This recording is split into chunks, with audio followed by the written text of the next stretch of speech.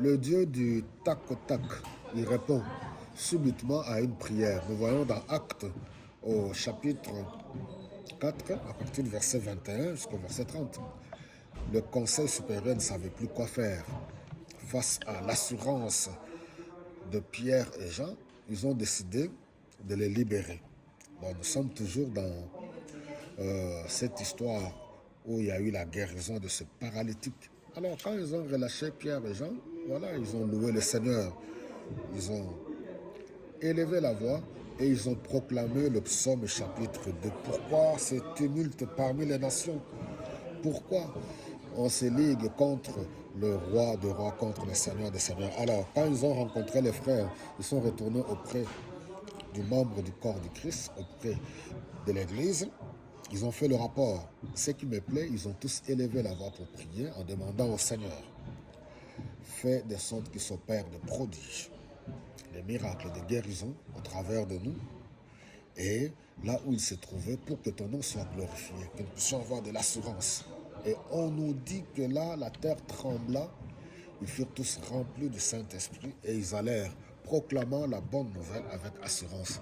Lorsque nous recherchons la volonté de Dieu, nous mettons en avant les intérêts de Dieu, Dieu répond dans l'immédiat, Dieu répond immédiatement. Alléluia. C'est ce que Matthieu chapitre 6,33 nous dit: cherchez premièrement la justice et le royaume de Dieu. Toutes ces choses nous seront données par-dessus tout. Nos besoins à nous, Dieu va y répondre sans même qu'on lui demande. Recherchons d'abord l'avancement du royaume de Dieu. Alléluia. Recherchons les intérêts de Dieu. Là, Dieu répond. Il fut rempli du Saint-Esprit de Dieu. Nous avons besoin de la plénitude du Saint-Esprit, d'être équipés, parce que l'ennemi qui se tient au devant de nous, l'adversaire, c'est un combat spirituel, mais c'est un adversaire vaincu. Le maître de maître l'a déjà vaincu. Le roi de roi l'a déjà vaincu. Le sauveur de l'humanité l'a déjà vaincu. Donc nous devons avoir l'assurance.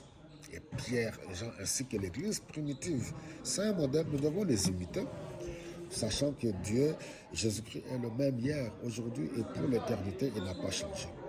Voilà, mes bien-aimés, c'est vrai, les époques diffèrent les unes et des autres, les réalités aussi diffèrent. Je ne pense pas que nous devons tout le temps mettre nos intérêts. Venez à Jésus, vous allez voyager, il va vous donner le mariage. Bon, des fois, on a tordu un peu l'évangile. Bien que le Seigneur est celui qui est au centre de notre vie, il répond: mais cherchons d'abord l'intérêt du royaume des cieux. Voilà, que le Seigneur vous remplisse de son Esprit Saint et demeurez ferme. Ayez de l'assurance. Ne nous arrêtons pas.